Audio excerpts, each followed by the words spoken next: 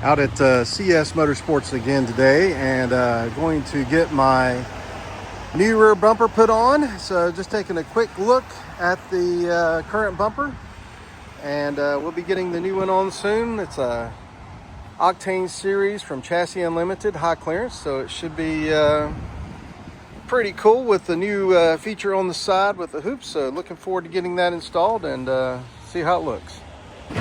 So we got the rear bumper off, getting ready to get the rear center section on there, but he's in the process of taking all the wiring harness off.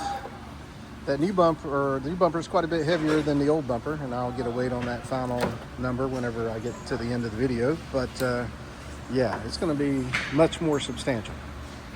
We got the rear center section up there, and it's down all the way. We'll probably move it up some, but we're going to cut on this side first at where the tape line is, and see how much we need to cut off this back corner. We're going to see how the groove or the profile of the bumper is. We'll probably have to cut more of that, obviously, but this will be a good first pass. You can't put material back, but you can always cut more, so we're going to see how it goes. All right, so he's cutting along that line now. Moment of truth. So here is the first pass at cutting. We're going to have to take some more of that section off. Look at that nice chunk of dirt and mud back there. That'll go away. We got to take this part off some more, and then we're going to see how far we need to cut this up. We may need to come all the way up to here, but we're going to take a look at it. Okay, so we got this side kind of test fitted up, and ended up cutting that bottom section out some more. We'll take a look at it here again when I get that section off. We're going to tape up the other side and do a similar cut so we can test fit everything up and make sure that it works and fits up properly. Okay, so we got everything welded up there, and took the bumper back down so I could do some touch-up paint on the bottom and put this piece of trim piece on. And we notched this out so that it clears better where the hoop comes up, so that'll give better clearance. And then when you cut this, we end up cutting right below or right above where there's a brace coming through here. And you need that so that the bumper has enough clearance. And now here, there's still probably a good 3/4 of an inch or so underneath between this and the bottom of the bumper, so there's plenty of room. Now on the other side, as we started to cut and trim this one up, we noticed that, at least on my truck, or the Power Wagon, there is a gas shock piece here, like a something for the tailgate. So it's basically a tailgate assist. So when you lower it down, it's I guess keeps the tailgate from dropping too fast. So, but it does fit underneath there, but we ended up cutting around that. And then of course we welded on this side. So we'll get it all back together here before too long, and go from there. And then we gotta get the wiring harness back in there, and hopefully get everything attached back together, get the license plate on, and we'll be ready to rock and roll. All right, we're tightening everything back up, and it's looking good, man. All the gaps look good. Still got to put the wiring harness on there. With the Chassis Unlimited rear bumper, they give you these LED lights, and basically they go in through the holes where you mount the license plate.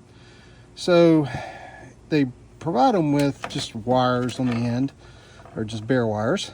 And so to be able to remove the license plate after you install the bumper, well, and primarily after you wire them together, I got some barrel connectors, and interesting enough, they are pretty tight, but it does go through.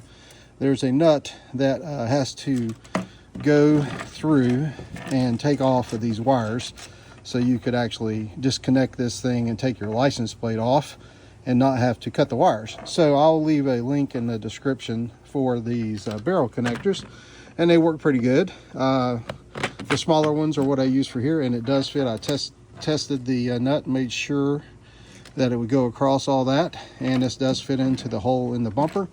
So should be ready to go with these as we install the bumper. So here's where the factory toe connections would normally mount. I'm going to mount them underneath as shown here, and tied up all of those wires. Not the best, but definitely gets them up out of the way, and everything seems to be up pretty high. And if I ever need to use that factory tow connection, I can reach underneath there and plug it in. Or if I really started towing a lot of stuff, I could always hook it up like it was showing earlier. Well, now that I have the new high clearance bumper installed, the resonator muffler definitely is the lowest hanging spot besides the hitch slider. So I am going to remove the resonator muffler and put on a hopefully put on a short tailpipe exhaust tip and see how that works. Well, here's what the new tip looks like. Well, it's an old tip, I've had it before, but now I've got some nice clearance, and shouldn't hit that out on any other part of the trail since it's kind of back behind the tire, so hopefully that will work out good. Well, here's the look at the rear bumper when it's all finished. Looks good. Had fit very well. The gaps were pretty even all the way around.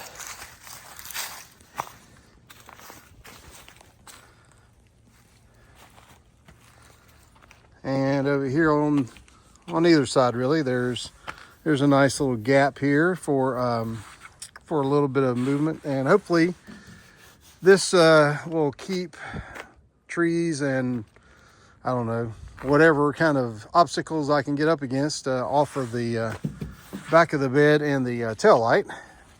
We'll see how that works, but definitely a really nice bumper. This bumper with all of the bracketry weighed 137 pounds. Now the factory bumper, I was surprised, only weighed 17 pounds. So it's much heavier and much more robust. It ties back around, bolts in nice on the back, and it ties back around and right up underneath here, and we welded it back into the frame. And that bracket that you see there bolts all the way onto the side, so it's definitely a nice rigid assembly. I think it'll hold up well on the trails, and should work out well. Gives me lots of clearance, a lot more clearance than I had with the other bumper. It's around 30 plus inches back in here, and you can see if I come off the rocks, I'd have a pretty good departure angle. Now, obviously, the lowest hanging spot is the tow hitch, and I also have a hitch slider. So that would obviously be the part that would rub if I come off of something where that could be an issue. But on the sides at the bumper, I don't think I'll have any issues with clearance. But even if it rubs underneath there, there's it's all 3/16 thick metal, so it's pretty robust and should hold up well on the trails. Thanks for watching.